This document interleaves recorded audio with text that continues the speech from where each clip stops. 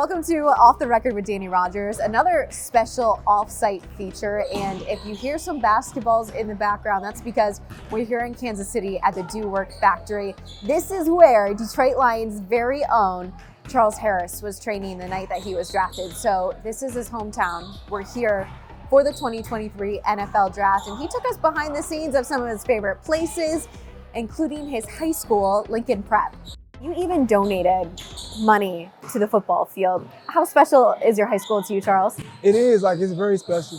The history behind the school, going there, my big sister went there. It just being like one of the staple schools within the city itself. I grew up around the corner of Central High School. And so I kind of almost went to like the enemy school in terms of like where I grew up. But at the same time, the school did me well in terms of like educationally, providing great resources. And, also just in terms of sports, we didn't have like the biggest sports arena, but I had to make do what we had. And it all paid off, it really did. Did you pick the blue turf? I did not pick it individually, but like me and like the board, we kind of worked it out. And it just worked out. I know they had to go to Boise State and like get like some, some certifications. My man Jude kind of filled us in on that earlier today. But yeah, it turned out beautiful. It looks great. Mm-hmm. When we were walking up to the field, I don't know, probably 30, 40 kids were just standing there waiting to hear from you. What was the most important thing you said to them? Really just this thing about capitalizing. Like whatever it is you have in life, everybody starts in different places. Everybody got different backgrounds, different family situations, different economic situations. But at the end of the day, whatever you have, make do what you have, right? Like create the best opportunity with whatever you are given. And that's something that I did when I went to Lincoln. We didn't have the fancy weight room until my senior year. We didn't have like the nice turf and like the nice field and everything like that. But at the same time, like we had dirt grass to play on. I capitalized on that. And I said, I'm gonna train out here anyway. We had local hills, went to different hills and like train, things like that. So we had to run down the street, for track practice, because we didn't have a track. But at the same time, like it made me stronger, made me better, made me more thankful at the same time. So, that's kind of how it is when a new era of children are coming to something that's really nice. We want to remind them of what they come from and where they came from, what it used to be versus what it is now. You were almost a Marine at one point. I did not know you did ROTC in high school. Yeah. Were you raised around the armed forces? Nah, so funny. ROTC was something that just captivated me. Really like my sophomore year in high school. First Sergeant Brown, who was our leader and our sergeant, of ROTC, the way he came, he was always on time. He was always in his office. Had to pass by his office every morning to check in with Miss Hill at the front desk. And he'd always be in his office. And I remember one day he just pulled me to the side. I was like, "Do you know anything about ROTC?" And I was like, "Nah, not really." And he kind of went over he came and gave me like the rundown of it. And or the rundown of it, and something about like the discipline part, right? And I just liked the way his shoes looked. I liked the way how he was always, dressed, formally, and it was just something I never learned. And I've always been like one of the people that like if something I don't know, I don't mind learning about it. And so, long story short, I got involved with RCC, and it stuck with me. And so, going into the whole Marines thing, I believe it came from the love of ROTC. And then, actually, my father, growing up, one of his longtime dreams was wanting to be an Air Force pilot, but he couldn't really do that. It wasn't feasible for him. So I think mixture of that, hearing that growing up, and then mixture of just doing ROTC, and just Marines being like the baddest of the baddest, it kind of just stirred up something in me. And I almost a Marines, I really was, but my father didn't let me do it. So, which was it great? Was it not great? I think it all worked out the way it should. Why didn't he let you? I wasn't 18 yet. So my senior year, we ended up playing our rival Central High School. We lost the game. I put my heart, sweat, blood, and tears into the game. I remember I came home, I was mad at my father, and I told him, I said, I'm done with football. I'm done with basketball. I'm going to Marines. I had my mind made up. I've been studying the Marines for like the last few months, almost over a year. And it was around February. The time was around February. So right before like guys started getting the scholarships to go to college. And I sat down with the recruiter. I signed my name. I slid it to him. He was like, next month, March is your birthday. When you turn 18, you can sign your life away. But I ain't gonna do it for you. And he got up, he left the room, and I was stuck right there with the recruiter, and we was looking at each other, and couldn't do anything. I needed parental consent, so I held off. And then a week later, I got a scholarship to go to the University of Missouri. So it just worked out. How did Missouri come into play? Were you going to camps? How did you get in contact with them? Yeah, so actually, I had never been to football camp, like ever. Not a single football camp. Basketball camp, I never did either. Only thing I ever did was like AAU with like KC Premier. I played with them. I played with like the Kansas City Panthers for a little while, like local teams that guys know. But yeah, I never went to any camps or anything like that. It was just relationships, right? Like when I was in high school, I was at the High V tournament and I met a guy named Coach Slaughter, and he walked up to me. He just thought that I was very, charismatic. I had a great character by myself, and he called Coach Andy Hill for. He was at that time. Coach Andy Hill was the quarterbacks coach for the University of Missouri. And he called Coach Andy Hill, was like, hey, y'all come down here, y'all check out this kid. He only plays basketball. He played a couple years of football. He's kind of raw, but he's an athlete. And just through that relationship alone, just by meeting him, he made another call that got me my scholarship. Coach Andy Hill, he came down, and Coach Steck, they came down to Lincoln Prep. They brought me into the office, and they did a look test, right? That's the first, they did a look test. They looked at me, told me to stand up. I turned around, it was like, hey, you got a pretty good size. And then from there, it was like, he said he might have a scholarship for me. Then a few days later, he called me and was like, yeah, we got a scholarship for you, we got to take it right now. And I was like, I'll take it.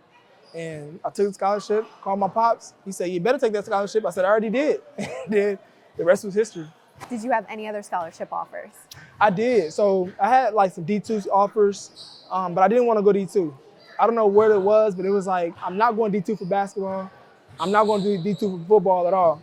So in my mind, it was like Marines or D1. But I didn't have a D1 scholarship. So I was like, Marines it is.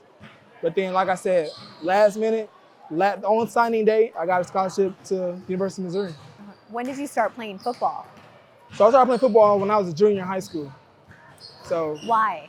At that rate, why? So that's a funny story too.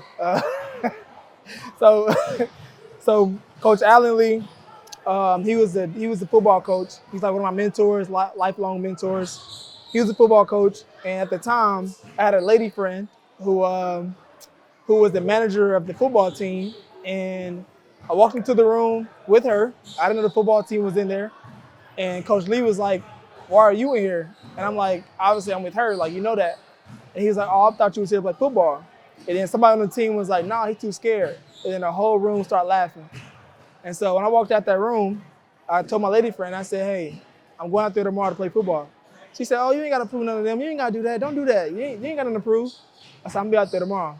And then from there, I went out there onto the field. And so the entire time leading up to that, I was running cross country. For like my fall sport, I was doing cross country. And so when I started running on the football field, I just never got tired. And I was just like, yo, I can really do this. Like, this is something else. But then when pass came on, I was like, yo, this is really different. And long story short, like I was already conditioned. I was already well conditioned. And it also helped me ease a lot of stuff that was going on at home and like just interpersonally. So yeah, it just really helped out. It really did. I was able to use the football field as my meditation. Wow. I love how you kept saying lady friend. Yeah. In high school. Yeah, lady friend. I know. Wifey's, she's taking care of the two babies at home right now, Exactly. a 9-month-old and a 3-year-old. Yeah. Can you believe that? Yep. Time flies. It really does. It really does. 7 years in the league. 7 years. Going into 7. 7 years. Crazy. Yep. Okay, so started playing football junior year. Only D1 offer was to Mizzou. And then you ended up being a first-round draft pick. How much did Mizzou mold you into who you are now? Every difficulty, every challenge, every positive accolade, it all played a part. Like it really did. Like I'm so thankful for Mizzou. You know, a lot of guys, they might not be as thankful. Some are, some aren't. You know, but I'm very thankful because of the coaches that I had. They knew how to push my button. Like they knew how to get me to turn my lights on, if that makes sense. My D-line coach, Coach Cool, he when I got onto the Mizzou campus, right? I was recruited for to play D-lineman, but when I got there, I was probably like 215 soaking wet. So I was too small to play D-line. So he said, "You're gonna go to linebacker." I went to linebacker, and Coach Steck was like, "Well, you're not smart enough to play linebacker. You ain't got enough experience." So he's like, "You need to go back down to D-line." And so when I got transferred back to D-line, Coach Cool was like, "Look, you got one or two options. You either gain weight, you gain 30 pounds, or I'm gonna take your scholarship." And so for me being from Kansas City and being highly promoted and everything like that, in my mind, I'm like, I can't go back to my city as a failure. I cannot do that.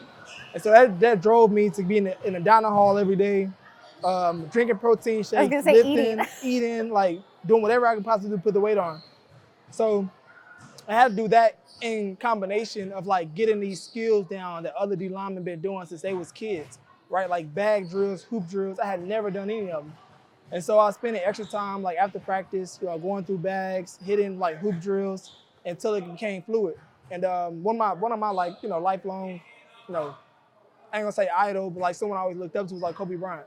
And like the visualization and like 10,000 hours of work, like all that kind of stuff. So I did hoop drills until I got it fluid. I did bag drills until I got it fluent, and I did it until I mastered something.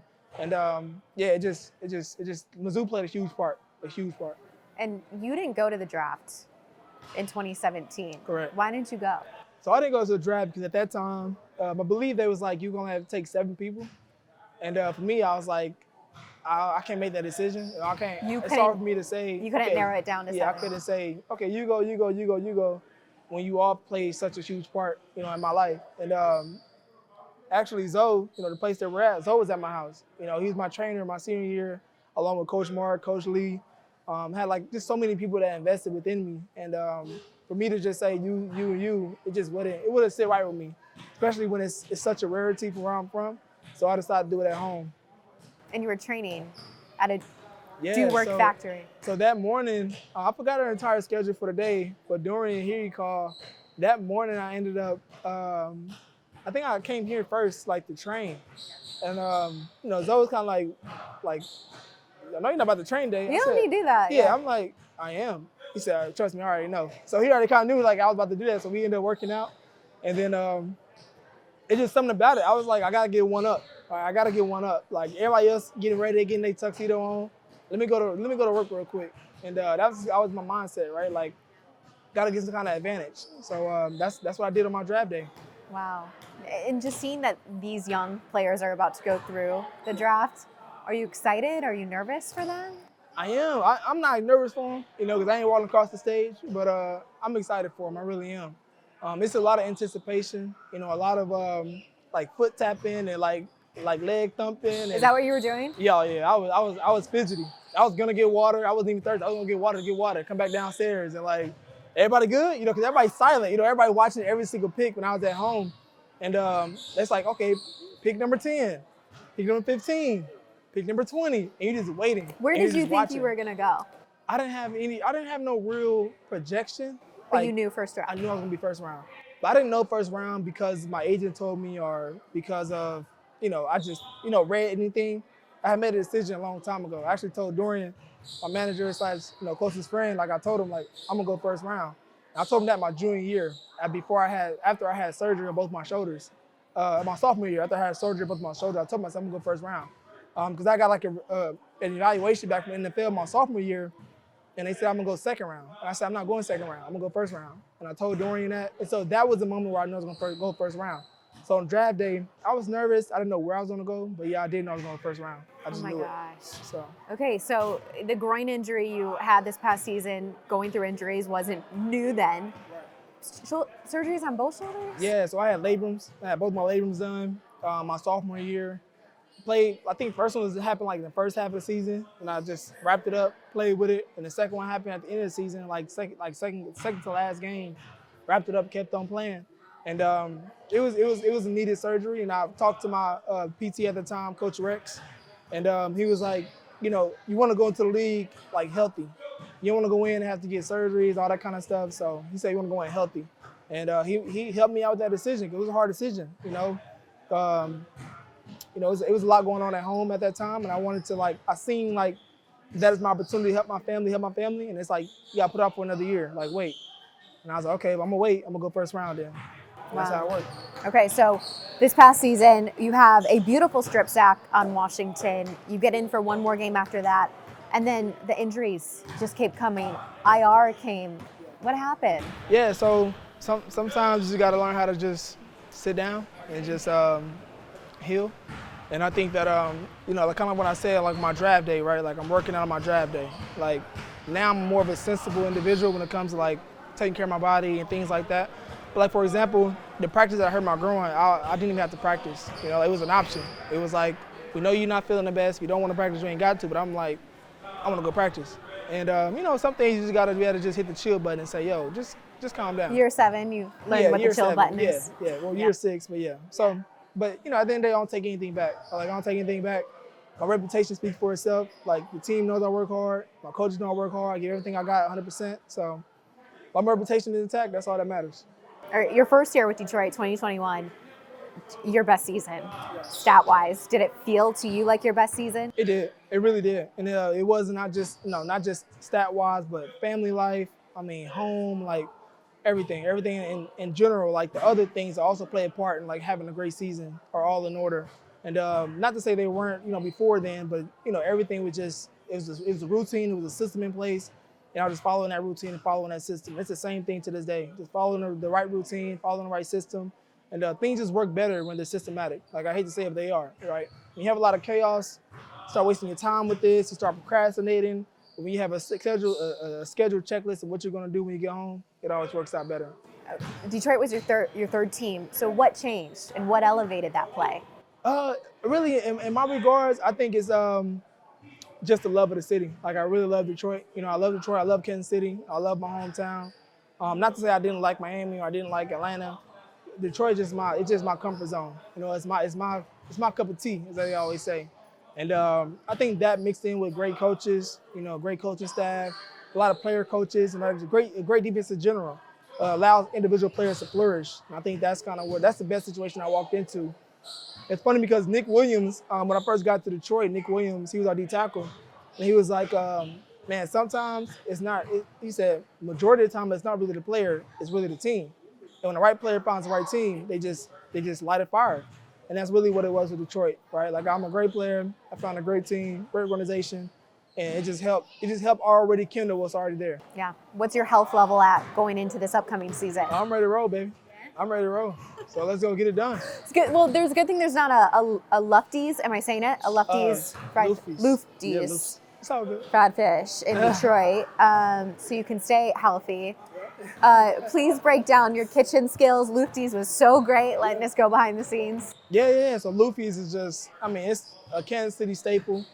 Who was able to be there not only with Mr. Lufty himself, but with his children as well. Shakur and Khadijah, those are my homies. And we all went to Lincoln. That's what's even crazier. We all went to the same high school. Me and Khadijah had the same classes. Me and Shakur, we played basketball and played football with each other. Like, it's just crazy how everything works out.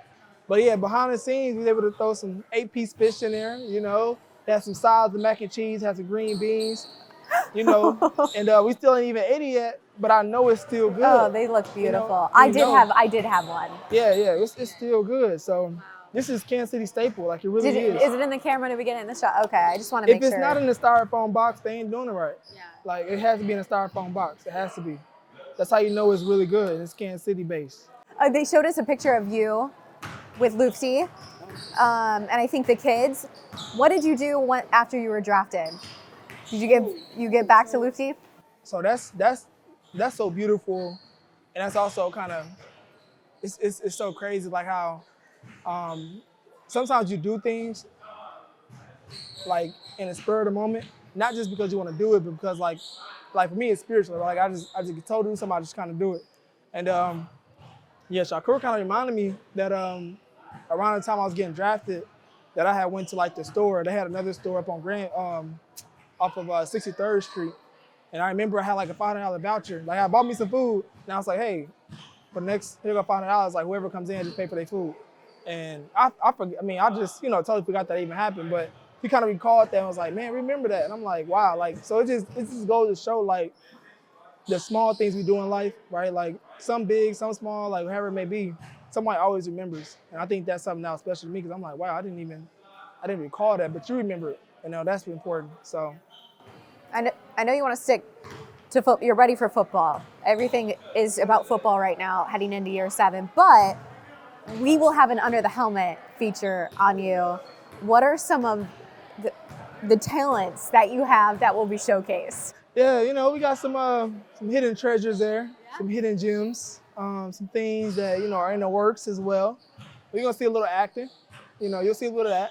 You'll see a little bit of martial arts, And you also capture me with my family, right? Like that's very important to me. Family life as well. So Charles the actor, football player, martial artist. What did I forget? Chicken or fish fryer. Fish fryer today, officially today, got my badge. Yep. Do it all.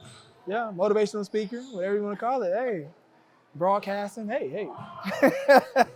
Whatever. Yeah. Okay, that's all I got for you. Unless you want to add anything else. Kansas City, love you. Detroit, love y'all. Y'all are very, very similar cities in my mind, my heart. Others might disagree. Some might agree. But I got much love to both of my cities. One that I'm playing in and one I'm actually from. And I know y'all love me as well. And man, just stay tuned, stay locked in.